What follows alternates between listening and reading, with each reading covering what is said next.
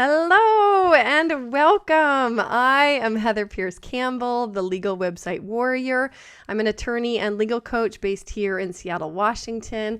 I serve entrepreneurs around the world, and I'm so excited for this episode today. So welcome to the latest episode of Guts, Grit, and Great Business. We have got a person who I feel like can help us all, especially in the midst of COVID, Eric Bartosz. And Eric, I should have asked you, how do you pronounce your last name? It's Bartosz, but I've heard Bartosz. it's much worse than Bartosz. So That's right. that was, The editor can cut that out. Welcome to Eric Bartosz. I'm so excited to have you here. I feel like I personally have a lot to benefit from what we're about to talk about.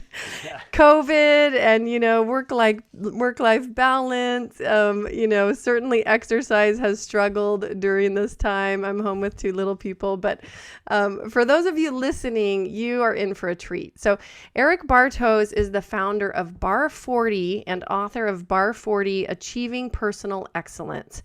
Bar 40 is a unique 52-week program that provides the framework and tools to help anyone reach their peak potential and achieve previously unreached goals.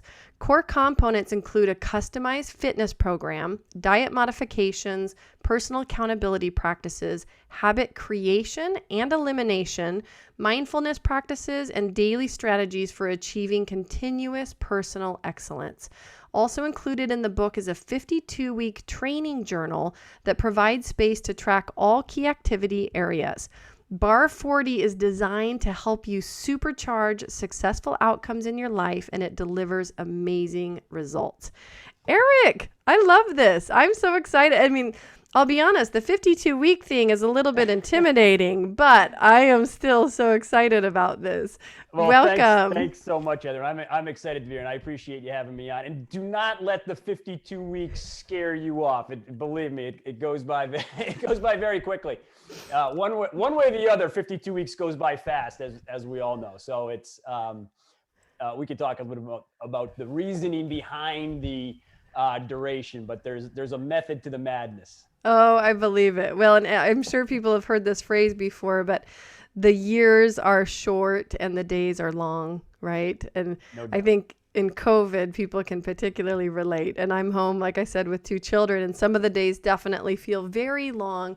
And yet the months still feel short. A month flies by and it's like, holy cow, how did that happen? And so I know the same is true with our years.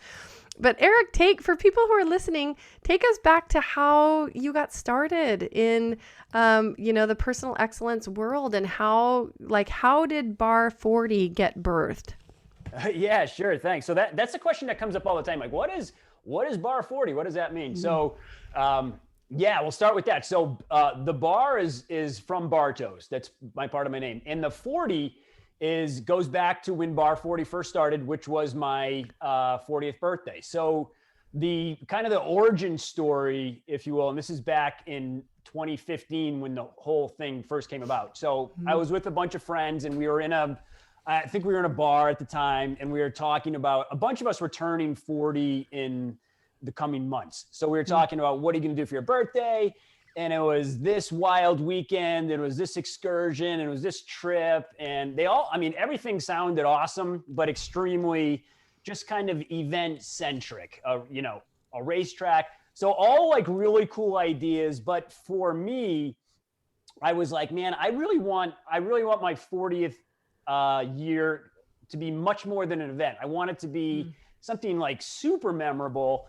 And like, I kind of, not that I was hung up on the age of 40 as being old, but I did see it as kind of like the gateway to a little bit of middle age, right? I mean, we're not going to live forever. And, half of my life, if I live to 80, then that's 40. And all this stuff was kind of running through my head. So my thought was, I'm going to make my 40th year like the best year of my life. Like, it's just going to be the ultimate year. And a lot of people make these plans and they're just kind of like wishy-washy, but especially when they're made in a bar with a bunch of guys and at 2:00 in the morning. But I mean, literally, I was writing stuff down on a cocktail napkin, and I was like, this is what I'm going to do. This is what I'm going to do. So in the light of day, I started to really give it some thought. And what does the ultimate year mean to me? This is what I was thinking back then. So I knew that I wanted to get in better shape. I wanted to change my diet around. I wanted to get back into running. I was always a kind of an active runner, but after my daughter was born, I'm going to blame my daughter. So after my daughter was born in 2009, I put on some baby weight. I don't know how guys put on baby weight too, for everybody listening. It does happen. So and she was born in 2009. So, just, I had gained some weight. I wasn't loving the way that I looked, and I knew that I was eating kind of poorly. I was running less, and just like all these things that could be tightened up in my life that I felt like kind of slipped a little bit. So I wanted to take that 40th year and really dial in all the things in my life that felt like they were kind of, nothing was crazy, but just collectively, it just was making me, I think, fall short of my potential. So parents everywhere who are listening to this, first of all, they know exactly what you're talking about. Yeah, Bells are going off like, us hasn't kind of had that happen, because it doesn't happen overnight, right? It's these things that just kind of gradually creep up, and then the next thing you know, you realize. So I'll give you a perfect example of that. I kept a running journal forever, So I looked. So I said, I want to get back into great shape. So I went and found a photo of myself that I liked the way that I looked. I'm just going to be like super candid in here, because it's something I think everybody can relate to. So I found this picture. I'm like, I like the way that I look in this picture. And I looked and I was like, 24. So that would have been like the year 2000, right? So then I go back to that running journal, and I'm looking in my running journal from the year 2000, month of October or whatever it was. And I see my weight is like 163 or 165. And I was like, okay, that's what I got to weigh. I got to weigh 165. So then I go out, like I literally got on a scale, which I haven't weighed myself in years, literally years. And my weight was 209, right? So I'm like, okay, that's like 44 pounds. So I was like, holy moly. So there, one of two things was going to happen. I was either going to recalibrate my goal and say like, I'm not going to go crazy, or I'm just going to be like, I'm going to stick to this target. So that by default was the genesis of a diet plan. I needed to come up with a diet plan that was going to have significant results, but simultaneously be sustainable. It's not like anybody can say, all right, I'm just going to eat celery and carrot sticks for the next 52 weeks. And because it's just not going to work. You know what I mean? So I came up with this, some different plans as far as my diet that related to enhancements and modifications. And I started reading books like crazy, all these different diet books and all this stuff like that. And the fitness plan I came up with. And again, at this time, I traveled a ton for work. So I knew what didn't work was me having to go to a gym to work out, because I knew that like I would go to a gym when I was around, but if anything came up in my schedule that would disrupt it, I would end up skipping the gym. So I needed to come up with a plan that was going to be sustainable no matter where I was. And so that mentality created the concept of body weight exercises, which I could do anywhere. I could do in a hotel. I could do on the road when I was traveling. And so that became kind of the start of what ultimately became the Bar 40 fitness component, which is largely body weight exercise centric, which we can all do. So that became part of that. And then like part of my thought process was what, in addition to just losing weight and getting in better physical shape, what would make this year, in my mind, and looking back, the ultimate year for me, the best year. And it was like, I'm going to come up with 3 things that for whatever reason have not happened in my life yet, like 3 bucket list goals that haven't happened. And I'm going to set those 3 goals and try to achieve those. So that became part of the Bar 40 methodology of setting these 3 goals that you're going to achieve. And so after, I'll kind of skip ahead with my personal year, but at the end of this year of my doing this ultimate year for my 40th birthday, like it was just so unbelievably mind blowing, like from start to finish. At the end of it, like I had lost that weight. I was back to running.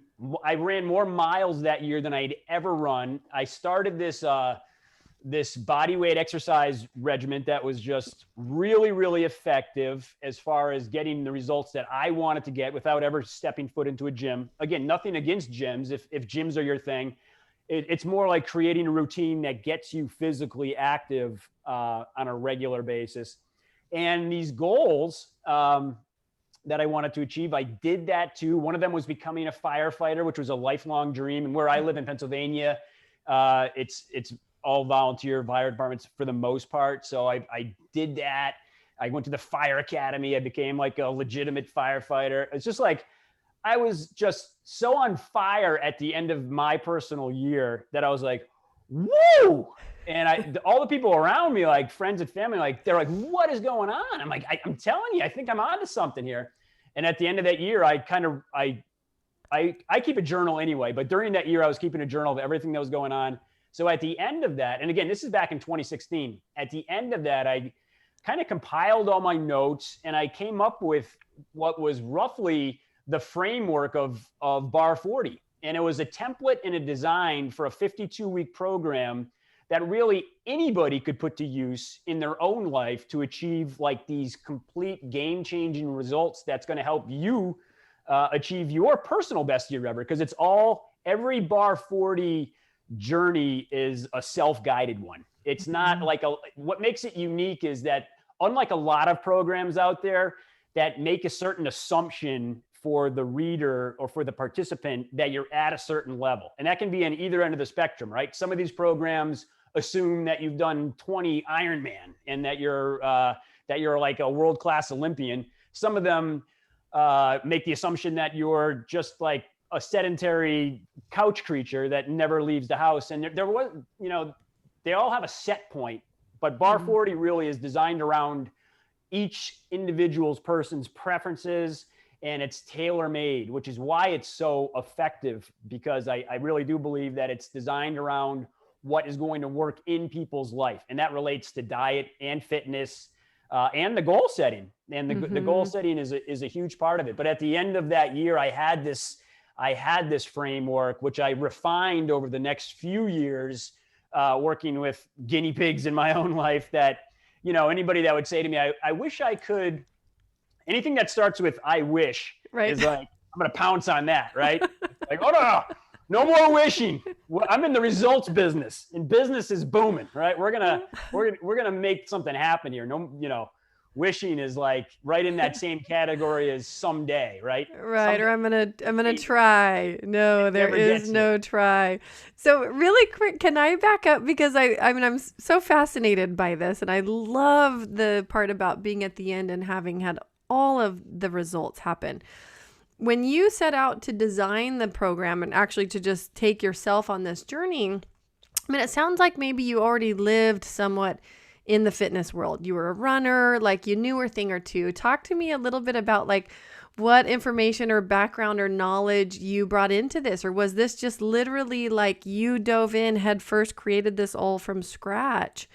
Right? Because some people might be like, oh, well, he had all of this long-standing fitness knowledge and, it was really about optimizing what you already knew, which maybe is fine. Are people going to be missing pieces of the journey because, they don't have your background? No, totally. It's a great question. So I was always a runner, but that was kind of the extent. And part of what was going on with me with let me just hold on one quick second. It's getting a little dim in here.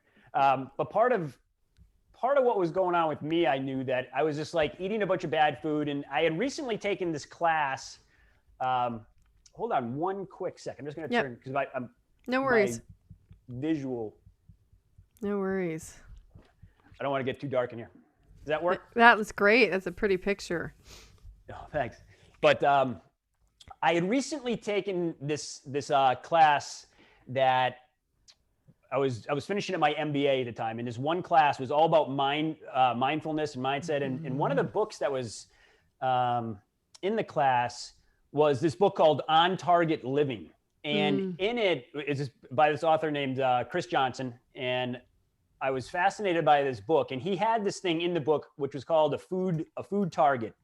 And in that was basically everything was based on substitution. There was a good, better, best of anything you could possibly imagine that you would be eating on any given day. And I was looking at that. So if you're into ice cream, move towards a frozen yogurt and then move towards like a sugar-free, fat-free frozen yogurt. So just eating satisfying that same, urge, but just doing it in a better way.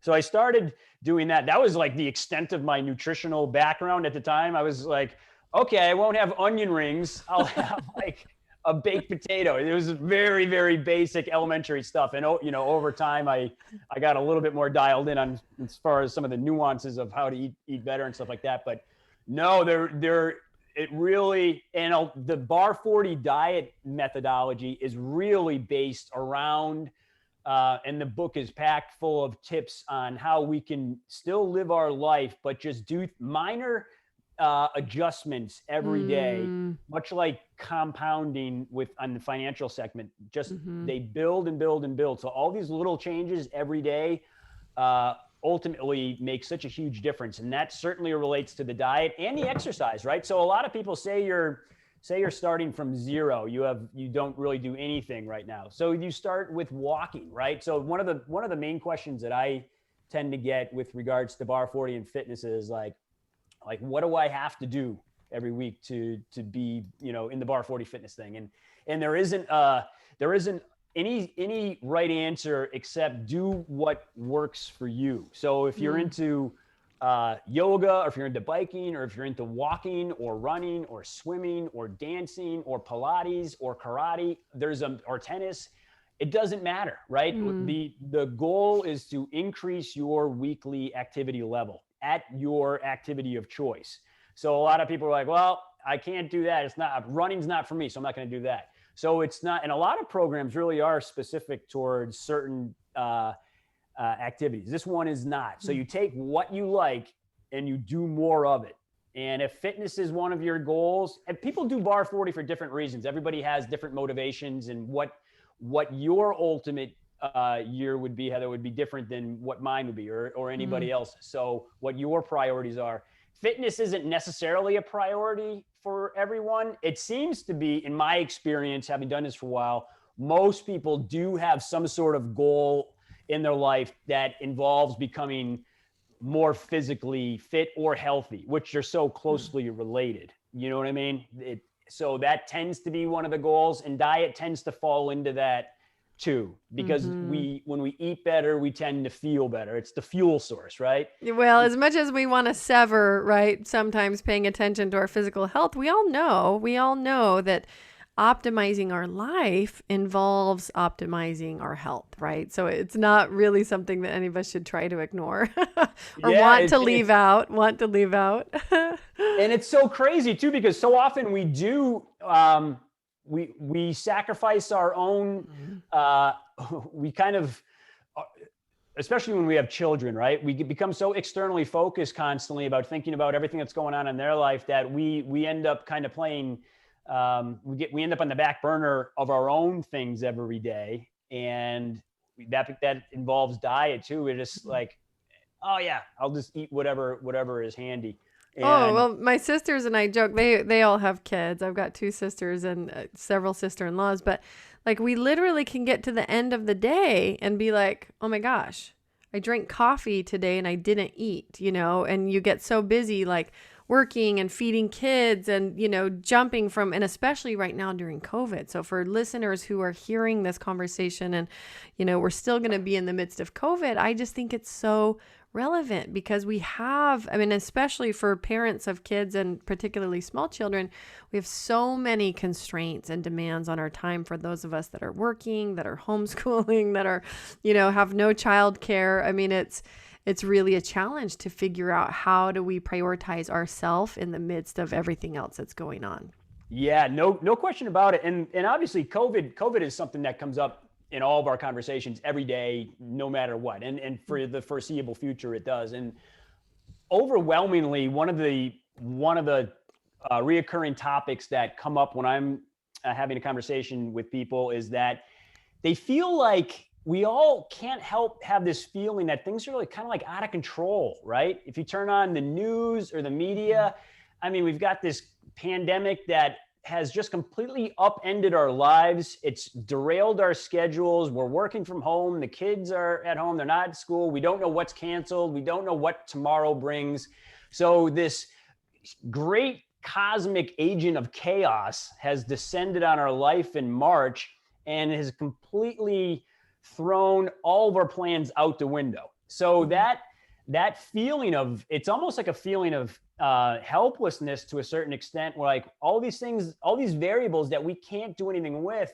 And bar 40, obviously it goes way, predates COVID by years, but just in a weird serendipitous way, it works so well with gaining control or what we can, this structure that we can put into our lives, that suddenly we have this tool and this resource that, and it's made, the book itself is made to be used every day. It's got a 52-week, 365-day journal in it that is really designed to be this daily structure for ourselves, that we have daily goals, we have daily objectives. There's a part in that says it's daily successes. We're all, we all beat ourselves up so often, right? Like, oh, I should have done this differently, or I could have done this if I did this.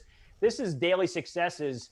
So catch yourself doing something right, because we all do a million good things a day too, but we tend to not always see those. So in the journal, it's actually a capture device where we write down every day 3 things I did right. So, you look back at the end of the week, there's like at least 20 things that you did right that week. That not only that, but it's kind of positive reinforcement, and that creates the habits, right? So bar 40, if nothing else, is geared around habit formation and elimination. And that's part of the 52-week methodology behind it. Habits take a while to form, as we know, and they take a while to be kind of overwritten in our daily program. So that duration is just so effective in creating these new habits. But getting in that habit of using that journal every day, it adds this layer into our life of, all right,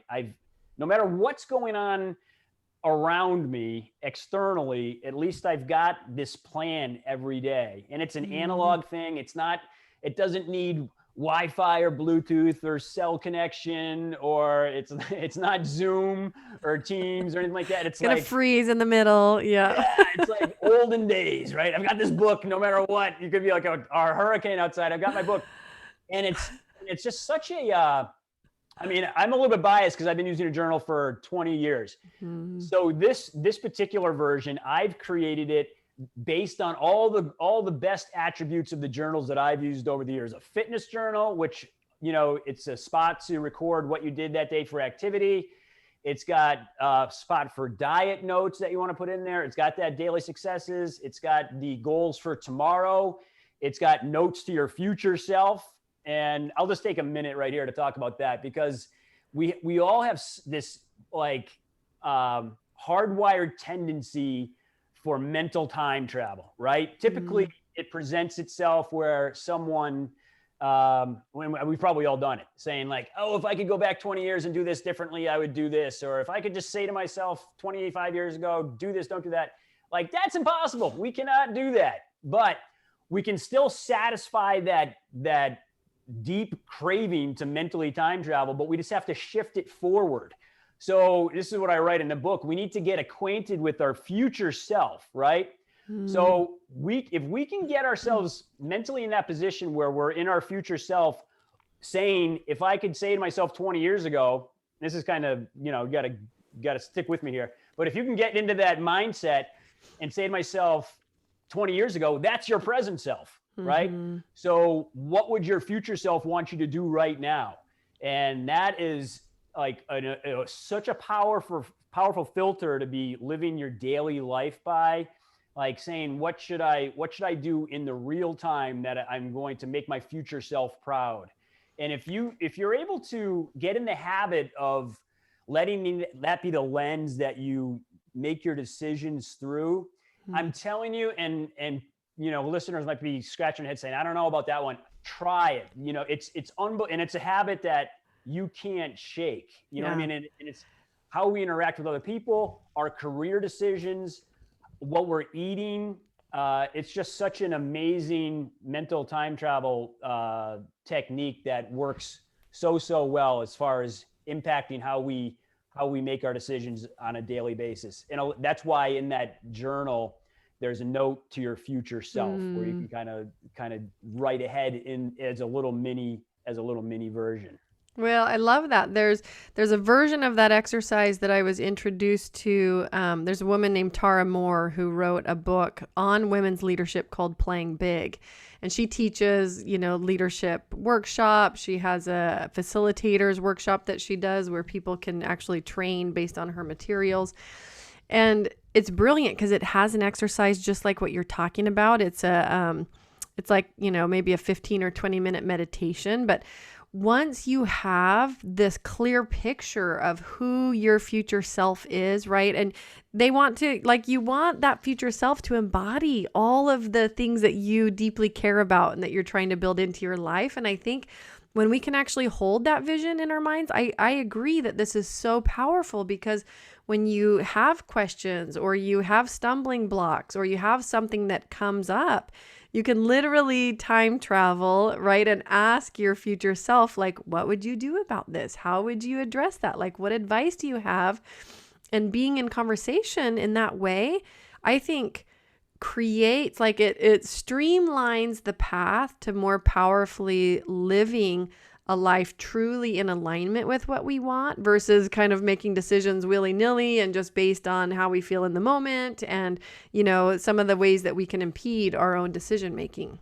Yeah, it's so true. It's almost like developing a mentorship program with your wisest self, your wisest self. Yes. Yeah, and it's so true, because think about how often we're just in this reactive state every day, right? Even during COVID, where a lot of people, technically they have more free time than ever, but it still fills up. It's I think it's called Parkinson's syndrome, but the task will fill the allotted amount of time. But if think about how often we ask somebody, how's it going? What's up? How's everything? And these two words, crazy busy. Right? It's the default response is crazy busy. Busy has become kind of like a badge of honor in a lot of ways. It's such a strange thing though, because busy is, we used to have this pet hamster named Sprinkles Cupcake Bartosz, and Sprinkles would spend every waking minute on this treadmill. There was never a busier hamster. You know what I mean? Constantly on that wheel. Just running.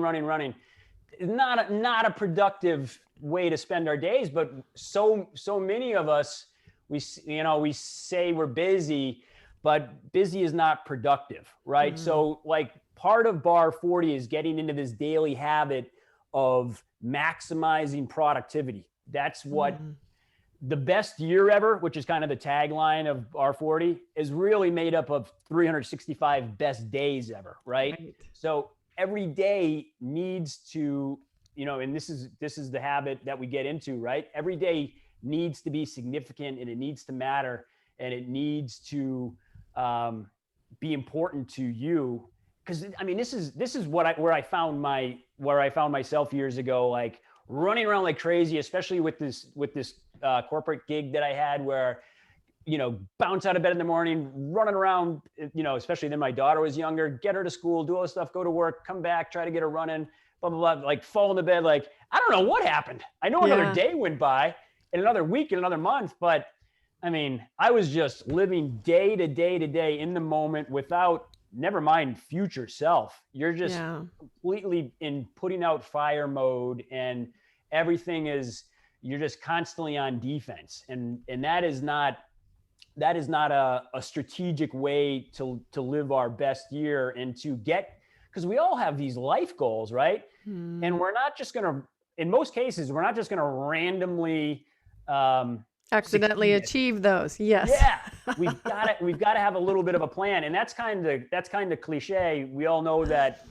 we need a plan to get to a goal, but we don't always have the tools to put those steps and processes in place, and that's kind of where the Bar 40 methodology comes in, because every goal that we have can be broken down into these bite-sized chunks where, and I think this is where it's easy to get kind of lost in the sauce a lot of times, because we see a task or we see an objective or a goal, and it just looks like such a huge mountain to try to climb that we don't even know where to begin, right? And sometimes it's analysis paralysis. We're just staring at this thing and it's like, I don't even know. I don't even know how to, I don't know how to start.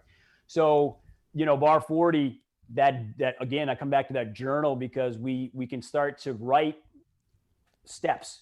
These are the things, this goal has these 10 steps that we need to achieve. Break it down, mark them off. Like, we're going to start breaking this thing down. Everything has a process path to get to 0 to finish. And then that is very self-perpetuating as far as the momentum. We start to feel and see the results happening. And again, that 52-week runway is so important. And I get back to your original thought, like 52 weeks is a long time. It goes by so fast, and it's such an exciting dynamic time, because you're seeing results and you're seeing these long held goals and priorities start to come to life.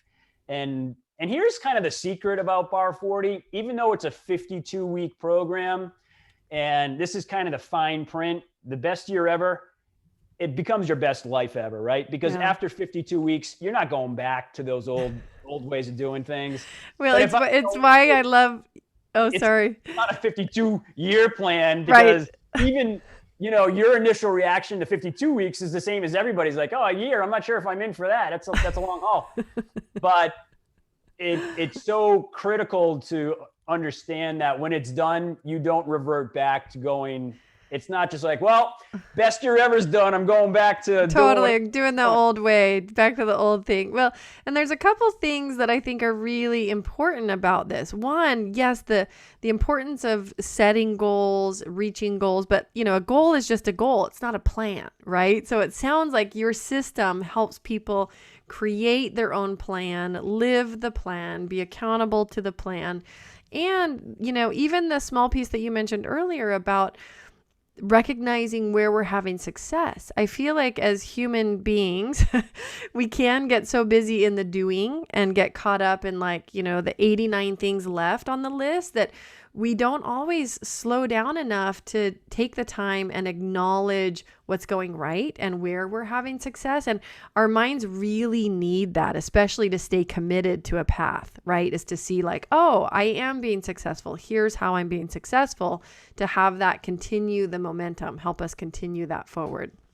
Yeah, no question. It's absolutely true. And, I put in, there's a section in the book about mindset, but, well, that's what I was going to say. As far as it's so reliant on personal accountability, right? This is such a big thing within our own lives. And when we start to really dig into owning these things that we commit to. So when I talk about goals in the book, I use that SMART acronym, right? Specific, meaningful, and, measurable, realistic time frame. But it's got to kind of pass those tests to become a goal that you want. It's just kind of a litmus test. If it doesn't make one of those things, doesn't check off the box, it's probably, give it a second look, because it may not be a great 52-week goal. Right. But that person, so there's that expression, responsibility is ownership of tasks. Accountability is ownership of outcome, right? So this personal accountability journey of Bar 40, you own that ultimate goal of what you want your future self as in 1 year, what you want that future self to be. What is the final, and that's something everybody can start right away. What do I want 1 year me to look like? What will I be most proud of doing in this 52 weeks? That if I can picture myself October 13th, 2021, what would I have loved to say? I did it. I finally did it. I did this. I did that. Whatever it may be. Maybe it's learning Spanish, or maybe it's running a 5K, or doesn't matter. It's important to you. And then then you start to understand what those goals are, what it takes to achieve those, what components need to happen, break them down, what goals, mini goals within the goals. And it's the whole process. And it lets you take control over, instead of these nebulous ideas of maybe someday I'd like to, it would be cool if, all these vague concepts, none of that, right? We're going to boil it down to these three things, and we're going to engage, we're going to execute on, these three things.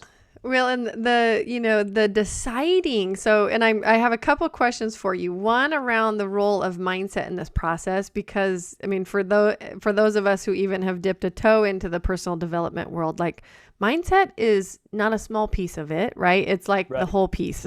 Huge. How do you, so my one question is like, how do you prep and support people with mindset along the way? And then also this idea about taking control, being more decisive, saying, here is what my priorities are, right?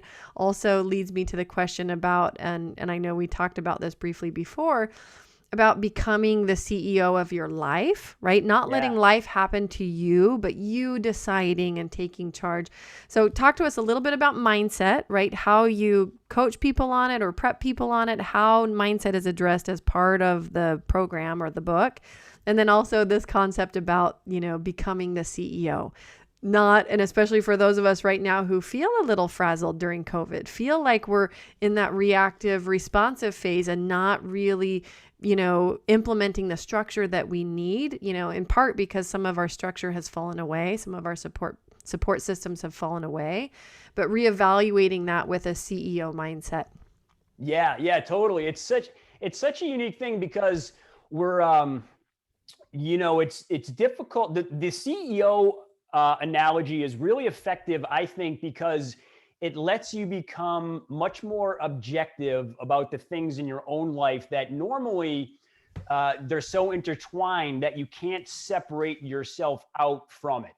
So and again, a lot of this stuff they're mental exercises that are designed to help give people the results. So the CEO of your own life, you have to think about your life as a company, right? So there's certain tasks that need to happen, and there's certain departments, right? Every large company's got all these different departments, and these different departments, some can be performing above expectation, some are underperforming, some have a couple bad characters in them that that you need to have some realignment conversations with. Like all of these things that you would find in any company, large or small, happen in our own lives. Instead of departments in the company, they're aspects of our life. So when you have that CEO hat on and you kind of step back, and again, I'm a visual person, so a lot of times I have it on paper.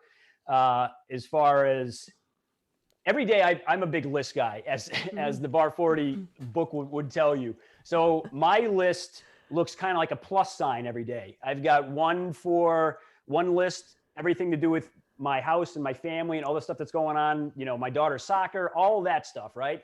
Then there's one list that's everything to do with Bar 40. There's one list that has to do with all the fire department stuff that I'm involved in. And there's one list that has to do with all this ancillary stuff with regards to the day-to-day business. And all four things are running simultaneously, but they're kind of like four different departments. So the CEO of your own life concept, this is the part to take some work, but taking the emotion out of a lot of these things and looking at it just in black and white. So we'll just take habits, right? And this is where some cold calculations have to come into play. Habits are like employees, right? So for me, and this is a really slippery topic for some people, I'll use drinking, right?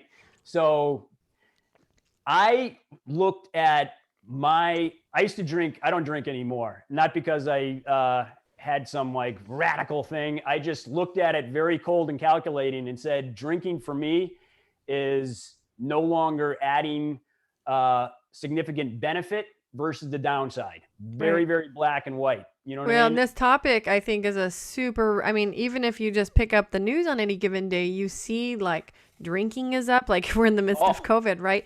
Drinking crazy. is up, drug use. Like there's a lot of those vices that are up, right? And people that did not drink heavily before are drinking heavily as a coping. Like it's very, very relevant. So I'm super glad you brought this up. Yeah, it's really, it's really kind of startling to see, the statistics. And I certainly anecdotally have spoken to, well, let me just preface this by saying, and everybody hold on to your chairs, but part of the real Bar 40, the true Bar 40 is a 52-week sober challenge. So that it's 52 weeks, no alcohol whatsoever. And some people like head for the hills as soon as they hear that. That's probably half the people are like, what? I'm not drinking. What? I'm not doing that. And then half the people are like, yes. Like there's so many people that I talk to that have wanted to either eliminate altogether. Right. They want a reason. They want something they can commit to. Yes. Yeah, and it's so funny. Like I get into these conversations with people all the time because that 52-week sober challenge in Bar 40 is something that lends itself to conversation. So people end up talking about drinking like it pours out of them. Literally, they're like, I've wanted to stop drinking, and it's almost like a confessional thing. I think I've literally heard it all when it comes to drinking, and I get it because it is and I don't know, there's like a stigma around drinking. There shouldn't be. It's, people get addicted to an addictive substance. You know what I mean? When somebody quits smoking and somebody's smoking around them, they don't try to bully them back into smoking. It's like, hey, good for you. You stop smoking. But alcohol is funny. It's like the most effective mass marketed drug in the history of the world. Literally, and it's a social activity, right? So it's, yes. We're bombarded by it, right? Every ad, every commercial shows like, young, great looking people having this fantastic, hot people do it. Yes. Show somebody vomiting on their iPhone in the backseat of the car. You know what I mean? It doesn't give it gives the highlight reel of drinking. It doesn't give the reality. Doesn't give the low lights. Yes. It doesn't. It only gives the real sizzle reel. But there's so many people that love the idea of Bar 40 because it provides the perfect narrative. So when you're at a bar or a restaurant or a wedding or any event that involves drinking, and you're drinking a seltzer or whatever, your drink of choice, and somebody inevitably comes up to you and says, "What? You're not drinking?" So and here's my personal experience with a lot of the folks that have struggled with this. They want to slow down or stop drinking, but their overwhelming concern to the point of shaping their own behavior is that fear of the social interaction with someone in that situation, in that moment, where they have to explain why, and again, the power of alcohol marketing, but they have to explain why they're not drinking. Right. And it is a fascinating concept. Like when you present it that way, it's like, what is it? The fear that they will be perceived as judging everybody else who's still drinking, right? Like now they're the bad guy. It is really interesting. That's part of it. I mean, I could literally talk for hours about this one topic because it's fascinating, and most people can relate to it on some level, but people come up with these like wild excuses.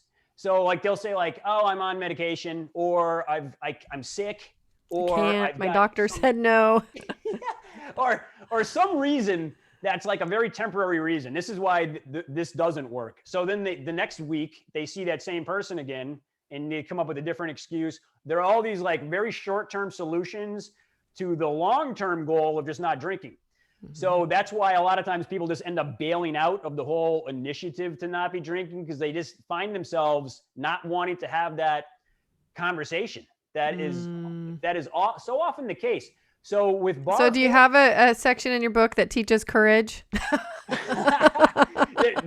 there's a section. Here's the Bar 40 book. There is a big section of drinking, about drinking in here because and I write for all the people that really want to stop drinking. It's such a shame that their ultimate goal is just constantly sidelined because of their concern of other people's reaction to that. But Bar 40 provides the perfect, it's not a cover story, but when somebody says, "How come you're not drinking?" Now people are able to say, "Hey, I'm doing Bar 40. It's doing this program." Yep. it's enhanced nutrition. It's a fitness program. It's basically trying to avoid sugar. It's the ultimate year. And one of the things is a 52-week sober challenge. And it kind of buries the headline, and it shifts the focus and perspective away from just the simple black and white statement. You're not drinking? No. You know what I mean? Right. So, and I've had this I've had this conversation a million times myself, because I don't drink at all. So every time, if I'm somewhere where people don't know me, it's like, hey, you're not drinking.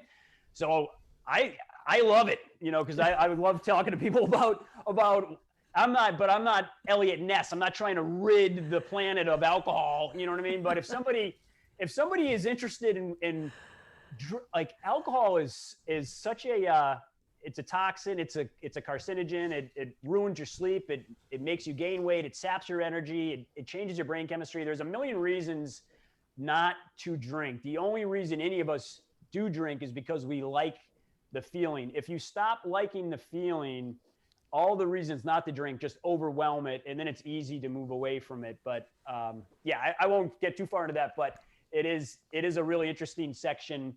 And to get back real quick, and I'm keeping an eye on time, but to get back real quick to your other question about being the CEO of your own life and creating the mindset aspect, one thing I will say in the Bar 40 book, that is such a broad topic.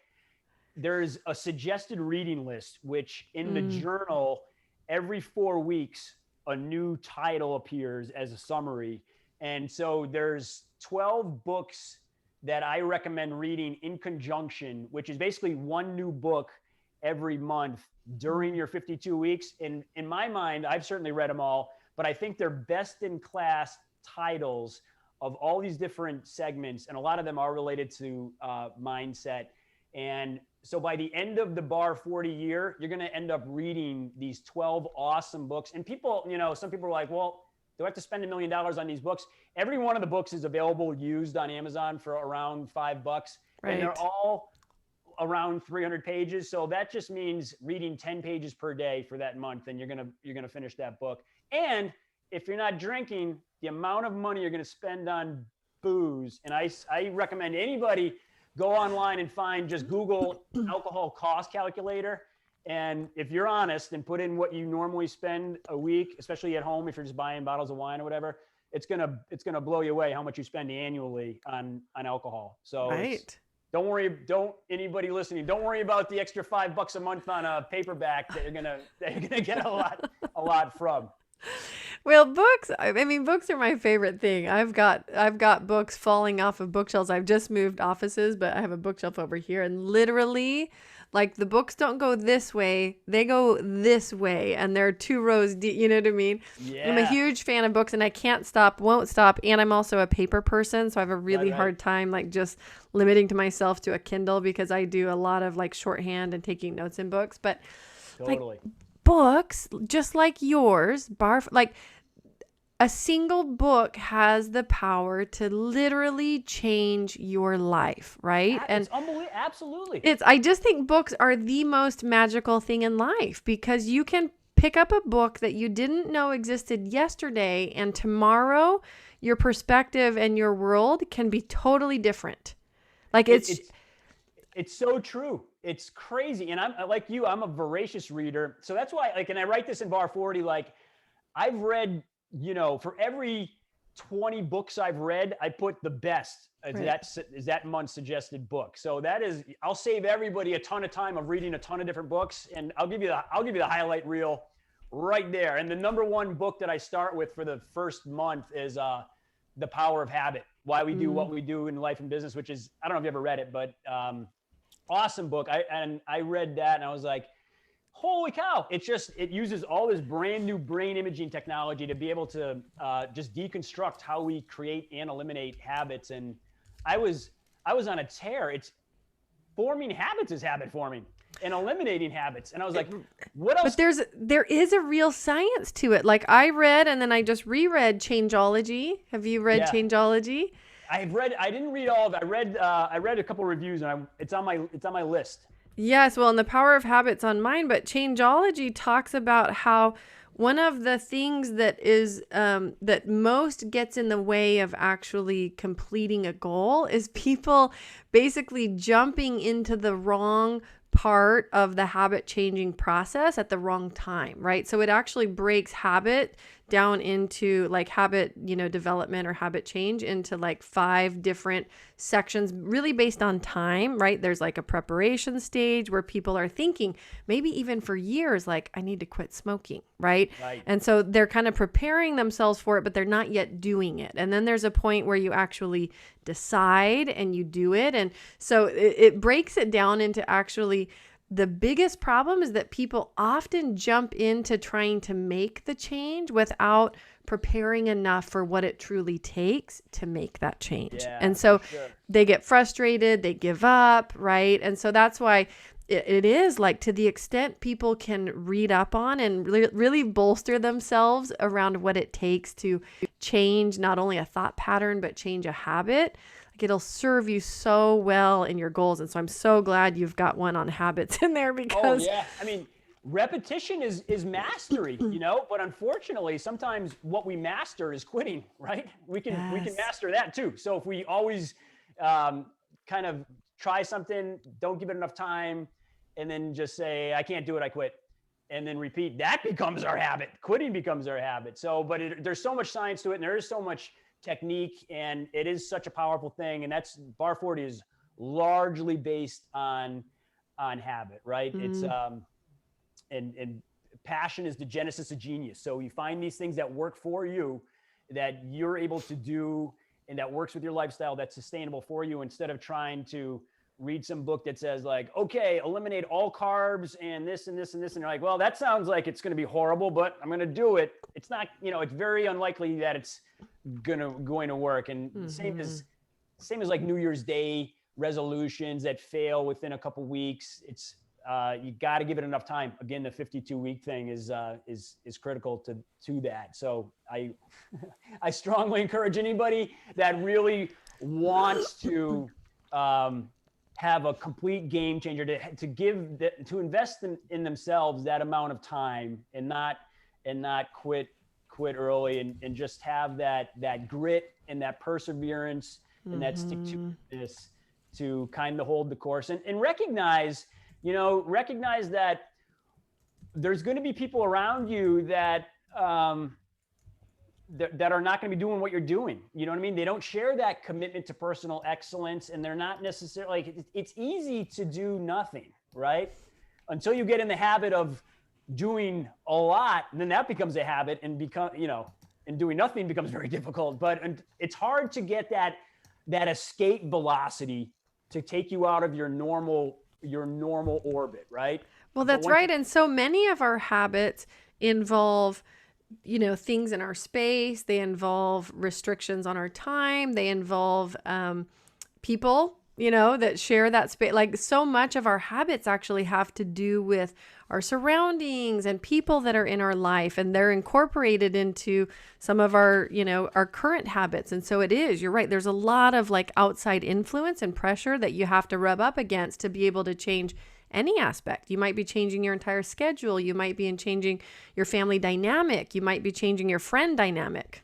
Yeah. And there's a section in the CEO of Your Own Life part of the book where I talk a little bit about toxic personalities, right? And we need to be mindful of, because energy is real, right? If you go into a room and there's somebody who's just like a real negative person, and like that bleeds out onto other people.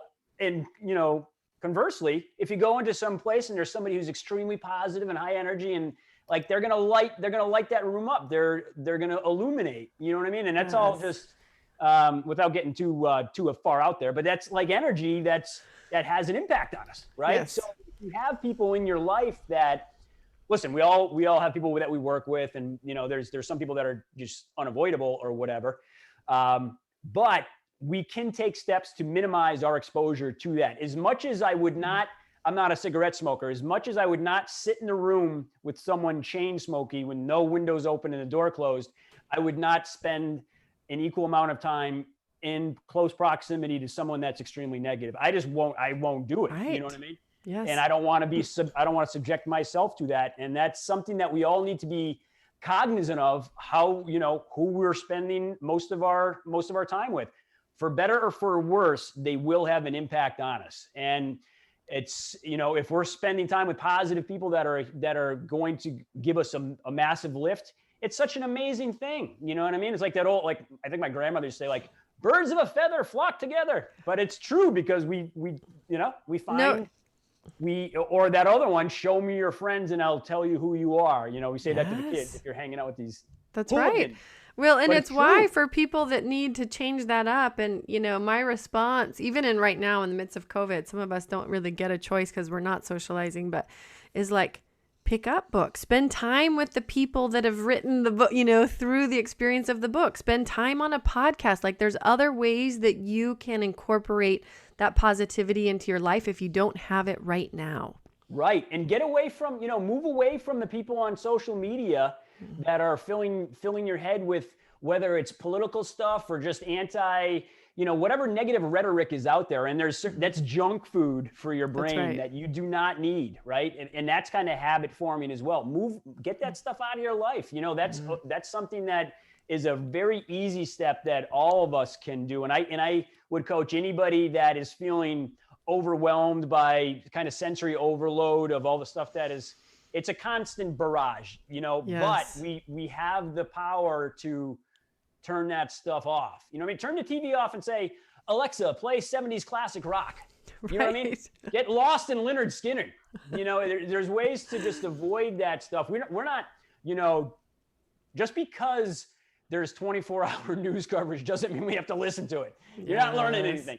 And and there's so much stuff out there on social media and all these posts and stuff like that.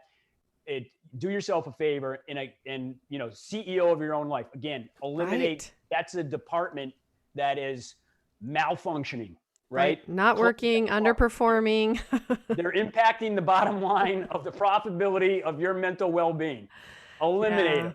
No, and it's we so have true. We have the ability to do that. But again, it takes that mindset to say, okay, I'm gonna break my life into these different chunks and understand good, bad of each one and make the appropriate changes. That's just like a starting step, right? What do you like about something? What do you don't like? And just start. History is not destiny, right? Yeah. And every day we get a fresh. I was talking to a buddy of mine the other day, and I use this example, right? We're the authors of our own life story, right? And we get to decide what happens in the plot. And every day is a blank page that we get to write. And at the end of it, we're the only one who can write this life story. And we can have plot twists. We don't want it to be the same. That's a boring book, right? But we can ultimately determine where it goes. We don't know what every page is going to happen, but we've got some ideas of where we want the book to go. But we do not have to be hijacked by external forces. We are in the driver's seat, and that's one of the big takeaways. Bar 40 lets people kind of get that control of their life and really start compartmentalizing what areas, and it's just a real roadmap and a field manual on how to live that best year. Well, I'm a super fan of the concept. Exactly what you were saying about being in the driver's seat of your own life. What I was thinking is, first of all, one, not deciding is still deciding, right? So there are certain, probably a much larger percentage than we'd like to admit of people that are just on autopilot, that are just going through the motions, doing every day just like yesterday. And that's autopilot. If you are not intentionally deciding, like, you know what, I'm going to put limits on TV in our house, or I'm going to do this differently with my kids, or I'm going to show up and be this way. Like, if you're not deciding, that's still deciding. Yeah, totally. And like, nobody wants to live a life on autopilot. We do, but that's not really how we want to be living. And so, the shift that, like, where I see your book is really yanking people out of autopilot into, getting out of autopilot, getting out of, automatic even, and being in the driver's seat, but also like a manual stick shift. You are in control of the speed, the direction, like, Yeah, totally. Get present in the present. We all have these examples of, we look forward to some vacation. We get on that vacation, we're thinking about all the things that are going on at home or next week at what we need to do for work. And, mentally we're everywhere but where we are. You know what I mean? We can plan on kind of like live every day like it's truly one of the last ones, but still plan on living forever. We can run both trains on parallel tracks, but a part of that is just really living in that moment. And that's, again, getting back to that, breaking it down day by day and having that. It's such a simple little tool, but in a journal, just having like goals for today, you know what I mean? And daily successes, because that part of that too is like when you're in that habit of writing every night or every morning, whatever works for your schedule, of your 3 daily successes, it gets you in the habit of thinking all day long, like, what am I going to have for my daily successes? It's such a small little thing, but it gets you in the habit of, what am I doing right? And it makes you do something right? So it automatically adjusts your behavior to accomplish this goal of being able to write what you want, what went well in your day. So well, and it sounds like you're really maximizing this opportunity of the power of observation, right? We know even from science that like you observe a molecule and it behaves differently, right? So the power of observation and reflecting on how things are going is where we have the opportunity to do a lot of fine tuning. Otherwise, you miss taking the time to observe, like, how are things working? How did today go? So I think that journal part, that daily reflection and introspection of what went well today, what could I do differently, what could I do better? It's such like a powerful thing, because then it changes the way the next day you don't necessarily make the same mistakes again. And we all screw up every day, right? That's just the nature of our species, right? But all we can do is kind of be mindful of it and try to do better, right? These small incremental changes every day. There is no finish line to this thing, right? It's a lifelong pursuit. There's no there, right? Yeah, there's no arriving. Every day, that's the beauty of this life of ours, right? We have a chance every day to keep getting better and learning and stay curious and having that just intellectual hunger to keep learning more and doing more. It's such a cool thing. And like growth mindset versus fixed mindset, right? This growth mindset, which there's amazing studies, and one of the books in there is about that. But however, we may be born with a tendency towards a growth or a fixed mindset, but the growth mindset just deals specifically with the fact that no matter what I am today, I can be different tomorrow versus, well, I'll never get that right. You know what I mean? Like very different mindsets.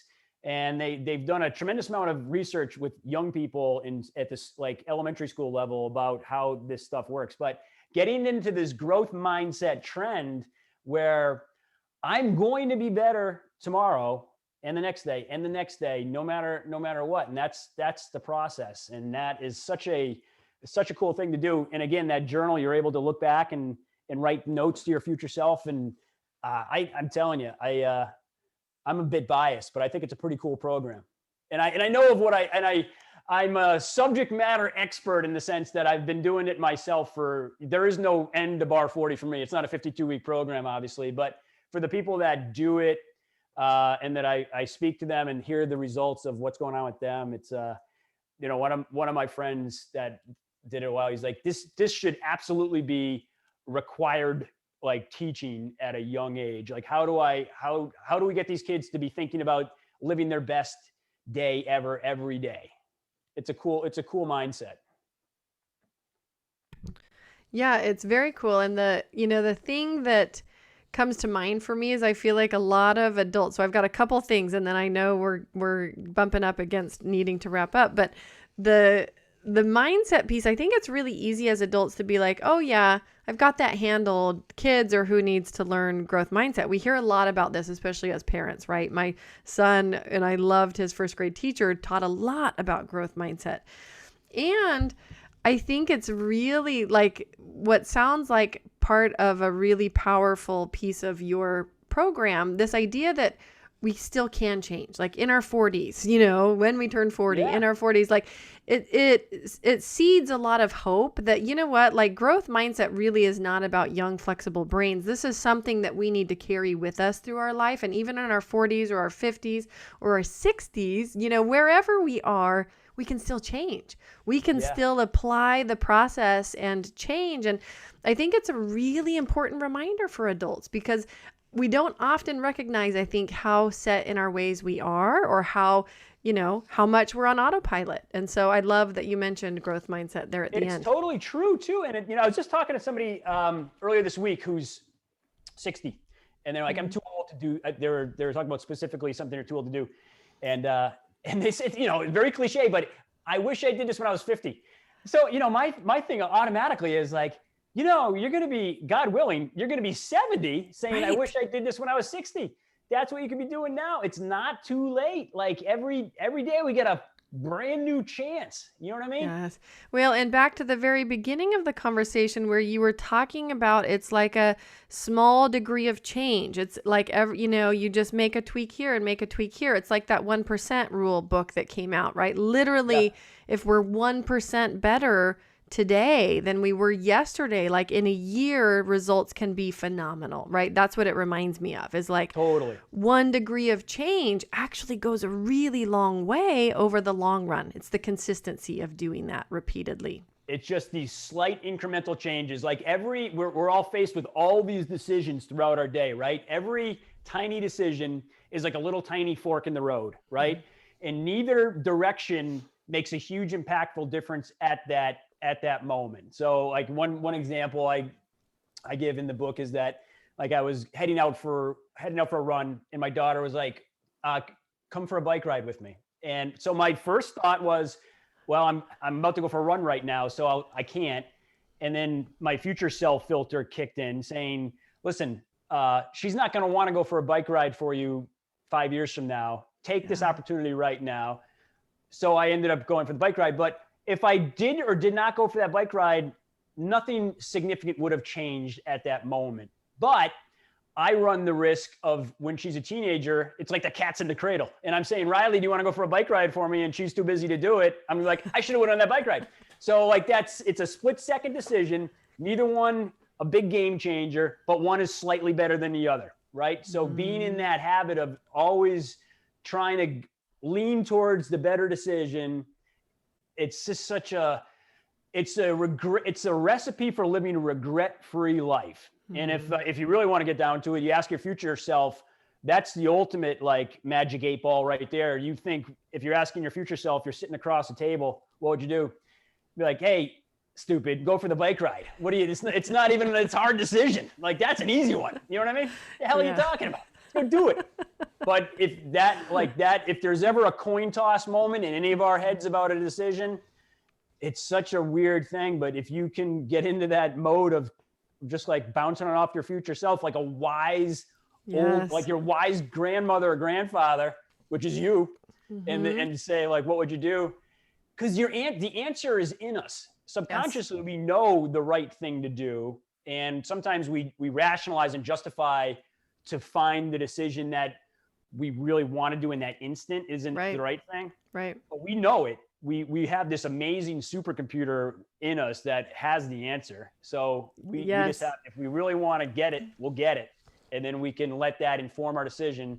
And that becomes our default habit, doing the long-term right thing.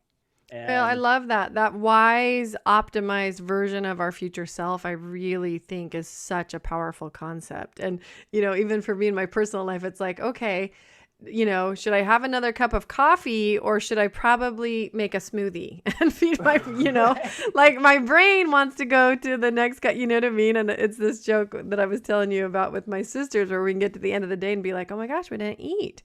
Right. It's right. Like it's those slowing down in the moments and optimizing that decision, making the slightly better version of that decision. So I really, really love that. Now, a question I have for you, because I'm curious about it, is in the midst of COVID, are you finding that there's an uptick in the number of people interested in this program? What are you seeing? Oh yeah, without question. And again, I think it comes from the fact that people do feel like their life is kind of just been taken away from them in so many ways. Yeah. Like their gyms are closed, the restaurants are closed, like everything is just like we're on like an alternate universe version of Earth, right? So they're just like, this is crazy. And Bar 40, again, although it wasn't designed with COVID in mind, it happens to be this program that is not reliant on anything external whatsoever. You could be on like a desert island and do Bar 40, you know? So it's kind of like this survival kit, if you will, a COVID ultimate year survival kit that isn't contingent upon all these other variables that can be canceled anytime. So there's certainly a lot of that. The drinking thing, like we alluded to before, that is, it's sad to see because a lot of people that were borderline, like the daily structure were the guardrails that kept their drinking or drug use in check. And you take that away, and this microcosm of alcohol marketing that's been magnified, like romanticizing these Zoom happy hours and it's normalized like this day drinking more than ever. And like, it feels like it seems to be getting a little bit better, but for months, it seemed like it was that week between like Christmas and New Year's where it's like, they're like technically work days, but nobody's doing anything. And it's all just like, you know what I mean? It felt like that was it for months. And people were just kind of, getting really, really loose on everything. And I really do believe are clamoring for some reinforcement of structure in their life that replacing that missing structure.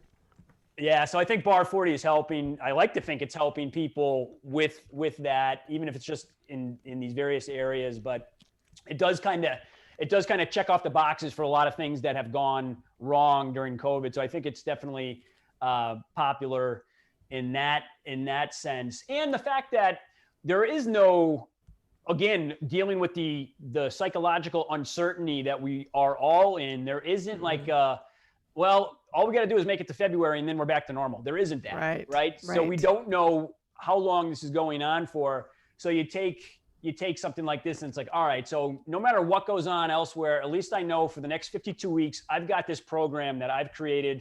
I'm going to have a great year, at least no matter what. And it's kind of, I don't know, it's soothing in a way, right? Mm-hmm. We have this tool that we can use in a world of chaos. We have one certain thing that we can do. And again, too, I mean, do it with your boyfriend, girlfriend, husband, wife, kids, you know, that sort of thing. So it's something that you can do together. And so I think it's again, I would like to give Bar 40 to everybody if I could, it would help. But I think it's a tool that for people that are looking for it, it will be good. And if people are looking to change their drinking habits or get rid of it altogether, and I say that in the book too, like, listen, you want to give it a try, not drinking for 52 weeks. If you hate it, it's a year, it goes by like that. Go back to drinking.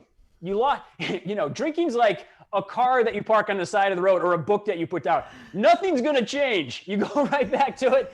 It's exactly like the bookmark's in the exact same place. Don't have any FOMO about that. Nothing changes. You know what I mean?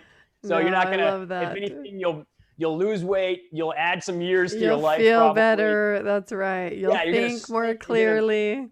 We didn't even talk about sleep, but sleep is a big part of the Bar 40 book. It's something that as a nation, we're chronically short on that. It's the last thing we think about. It's like, you know, when everything else is done, then I'll go to sleep. But meanwhile, sleep is such a huge thing in our daily life. And I feel like, Heather, I could talk to you all night. No, it's okay. This is good. Actually, what we're going to do, and because there's so much here, is I'm actually going to split this into 2 episodes. So we'll just hit a midpoint. I'll make a separate recording that wraps it up, and then I'll actually release 2 back-to-back episodes. So it's fine. Box set. Yeah. There you go. I Supersize. know. I know. No, but I agree on sleep. Like I was doing, there's a guy that I follow who's a naturopathic doctor, and he puts out just amazing educational content. And he said, I work with clients who are short on sleep, and especially women who are moms and they're doing all the things and they're trying to push themselves and like get a hard workout in or do something else to, check all the things, all the boxes on their Yeah. list. And he said, what I tell them is right now, I would add more sleep and forego the workout until you're getting enough sleep. That's how important it is to our hormonal health.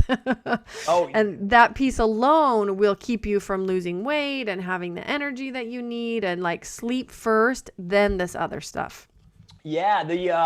The losing weight thing was really when I started reading more about sleep, because I was always in that same boat where I felt like like I was like one of these short sleepers where I could sleep very little and still be perfectly functioning, which was completely wrong. You know what I mean? I just was I need you to have a chat with my husband. Yes. yeah. I was like, I don't need sleep. It's like my superpower. Meanwhile, I would fall asleep at a red light. You know what I mean? I was like just chronically exhausted, but I started reading more and more about it and learning just like we never understand, we still don't fully understand sleep, but we're learning so much more about it with, again, more of this brain imaging technology. The fact that as every species sleeps and if it didn't serve such a vital purpose, I was reading this great book. The title is Sleep, but I'm trying to remember who the author is. But his point was, if it wasn't so vital, we would have evolved out of it a long time ago, Right. because we're not, even from like olden days, we're not hunting, we're not doing all these things that are vital to our species continuity. So it must be doing something super important. Otherwise, our body wouldn't keep doing it. And one thing that is really interesting about the sleep, because a lot of people, this is like a problem that's been around forever, right? People always struggle with the best way that they can lose weight. That's it's been like the number one book topic for 200 years. So, and it's so low hanging fruit is sleep, because it's such, and a lot of people don't realize this. I know I never did too. So a lot of our hunger is driven by low energy because of lack of sleep. So we wake up a little bit tired. Our body is just red lights going off saying low energy, which creates hunger to trigger triggers our appetite to eat. Meanwhile, though, from a caloric standpoint, our tank is full. We've got plenty of food. That low energy is not food related. It's sleep related, but we interpret that low energy Signal. alert as eating. So we end up eating way more than we need to be because of our lack of sleep. And it's such like a simple but not easy solution. If you sleep more, your appetite will regulate to where it should be, and you won't have cravings that are not related to actual hunger but actual sleep. And it's such like a weird thing. Like you don't, like a lot of people don't need these crazy diet plans and all that stuff. Like they'll kill themselves eating things they don't want to eat all day long, but they're still sleeping 5 hours instead of getting 7. And if they just got a couple more hours of sleep, you could eat like much more in line with how you want to be eating. You're not craving sugar or something that's going to give you an instant energy hit. I totally know. As a mom, I have lived this. Like I feel like I've had chronic sleeping issues for years. And part of it was pregnancy related. I had 7 pregnancies over 7 years, and it was really tumultuous getting my 2 kids here. But I learned a lot about sleep on the way, because I slept terribly when I was pregnant. And then you have a newborn. Like it just was like chronic exhaustion and the absence of sleep in my life for a very long time. And the weight issues are totally related. And the days where I would wake up having the least amount of sleep is where I'd have these terrible cravings for usually caffeine and sugar, right? Coffee or sugar, just to get through, just to get my brain in a place where it would function properly, right? And the more that you read about sleep, like especially our deep REM sleep, is when our brain is actually cleaning up the dead brain cells, like literally bad brain cells and stuff that it needs to flush out to keep our brain healthy. And It's if crazy. we don't get that deep REM for the right amount of time, like we're actually just not cleaning up the toxins in our brain. Yeah, it's like sleep is kind of like our pit crew, right? We blast around the track all day long, and then at night when we're sleeping, the pit crew's in there. They're changing brakes, changing tires. They're doing their thing. So when we don't get that, we go back on the track the next day, and then we keep kind of limping around. But we're really So if food is the fuel for our body, sleep is the oil, right? It keeps everything moving, all the parts kind of meshing together. And again, we really abuse ourselves with that. And like drinking especially ties into that. Like that alcohol is so disruptive to sleep. That's why, and I write about that in the book too, for people that are, one of the reasons you're going to feel so great. And some people, like, even if you don't have a lot to drink, you have a glass or two of wine, and the next day you'll hear somebody say like, I'm not hungover, but I just feel off, or I feel tired, or something like that. So even those small amounts, like, is so disruptive to your sleep patterns. It basically stops REM. So it acts as an anesthesia. So you pass out quickly, as anybody who has had a few drinks knows. You'll fall asleep very easily, like an anesthesia.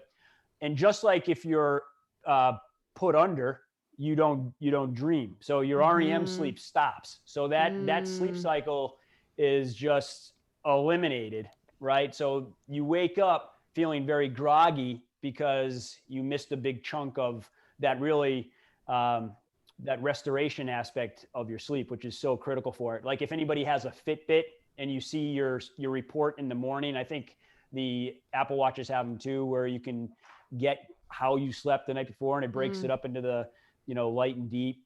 And you can Google images of your sleep pattern with drinking versus not drinking. And it's, you're chronically underpowered if you have a few drinks and go to bed. And then the next day, and that's another one, same thing, right? Your appetite is stimulated because your body's like, no energy, beep, beep, beep.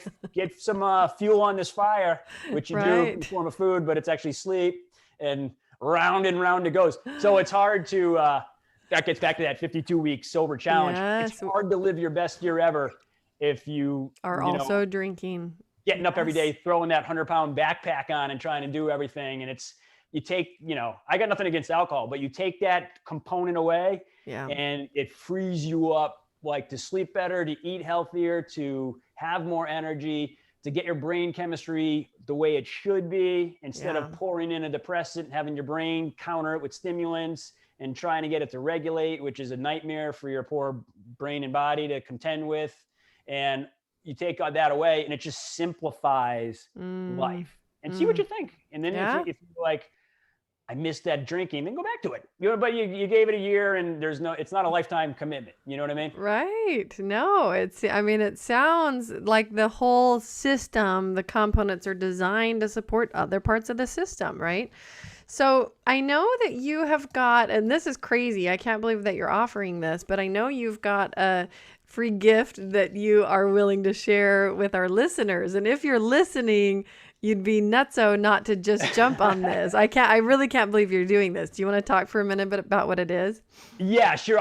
So I wanted to open this up. And again, I said before, like, this Bar 40 was always about me. My daily goal is, how do I help other people? That was long before the Bar 40 was a known term, but I'm still that same way. And I spend a lot of my time helping other people that, anybody I can help, I help. That's my lot in life. So yeah, my gift would be, for the first 20 respondents, I'd be happy to give a complimentary coaching session to those first 20 people. I love that. That's amazing. If you are listening and you feel like you could use support in any area, I mean, you can see that in this conversation, we've covered a lot of topics, and Eric has experience coaching, mindset, physical, nutritional changes, habit forming, support, and habit eliminating. I especially love that one. So get in touch. And Eric, where do you like to connect with people? And for people listening, you can obviously find all of the links that we're going to share, how to connect with Eric, on the show notes page, which is at legalwebsitewarrior.com/podcast. But Eric, how do you like to connect with folks? Where are you online?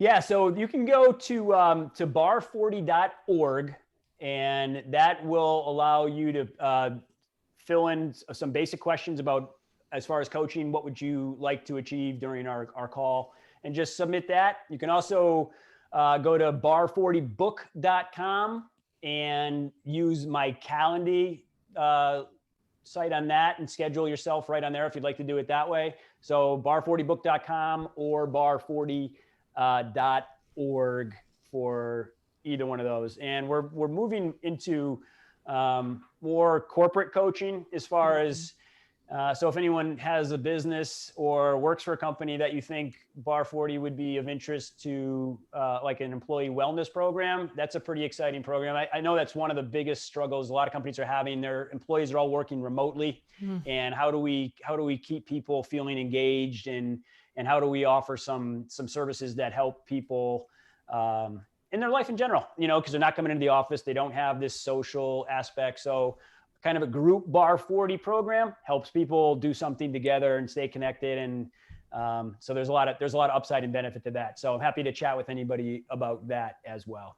Oh, I love that. I was just talking with a friend the other day who consults with corporations and organizations in Canada and in the US. And, she talked about this concept of compounding pressure and what's happening to people who are working, who are, trying to maintain the same performance at a job while other pressures in life have piled on, right? Loss of childcare, loss of our kids being in schools. And so I love that you're taking this into organizations and offering it as a way to support, corporate health and individual employee health. I think that's huge. Yeah, it's a real thing. Everybody's in this together. There's no real, I'm not going to say the, I hate to say, unprecedented. I'm so sick of unprecedented, but there is no historical comparison to this. So everybody's kind of building the airplane mid-flight from a company and employer standpoint as well. So everybody's struggling. How do we all do this together? So this is a resource and a tool that can help with that. Yeah. Well, I love it. I'm so grateful to you for your time and for taking a deep dive into like the various components of Bar 40. And I know there's so much more that we could touch on, but what would you like to leave our listeners with today? Any final thoughts or, little motivational pep talk or whatever you want to leave people with? Yeah. So I would just really think about the concept of, think about every day as a fresh start, and visualize the fact that you're writing this life story. Visualize the actual book itself. If you're a visual person, think of it. Is it leather bound? Does it have a red bookmark in it? But think about tomorrow when you wake up, think of that blank page, and what would you like to see on that page? And the other thing I would leave everybody with is a really easy, quick tool for managing stress that pops up in your daily life is just a simple breathing exercise that I've been using for years. And it's something that they really drill into special ops soldiers that are in combat scenarios, because it's like a reset button for your brain. And it's called, some of you may be familiar with it, but it's called box breathing. And just as a quick visualization, if you close your eyes and imagine just a square, so envision a fixed object like a ball, and 4 seconds it's going up the left side of the square. That's when you're inhaling. So inhale 4 seconds while it's going up. Hold your breath 4 seconds while it's going across the top. Exhale 4 seconds while it's going down the right-hand side, and hold your breath 4 seconds while it's going across the bottom. So that revolution takes 16 seconds, obviously. And if you do that a few times within a space of a minute, it's an amazing reset button for your brain. So you don't have to do it with your eyes closed. Obviously, special ops soldiers in a combat situation are not closing their eyes while they're doing this. But if you can close your eyes and do it, and you can just imagine any object you want navigating its way around those 4 sides of the square, And it's like a very quick 1 minute meditation breath technique that is amazingly powerful. If you're in, if you're in traffic, if you're, and you can do it while you're having a challenging conversation with your boss, for instance, or your kid is making you crazy. Whatever's going on that's raising your blood pressure, increasing your stress level, and you can feel that happening. You do something like that, and it's going to even it's out of your control how effective it is, but it's your brain and your body respond to that, and it's like a reset. It's almost like magic. I would leave you with that and recommend it. I love it. Well, the power of mindfulness, I mean, it's been studied over and over, and it's, I think, just key, especially now more than ever. But Eric, yes, I'm so excited to be connected with you. I'm so happy to learn more about Bar 40, the origins, what's inside of it. Really, really happy to share this conversation with my audience. Thank you again for joining me today. Thank you, Heather. It was awesome talking with you, and I appreciate all the time. Absolutely. Talk to you soon. All right. Thank you.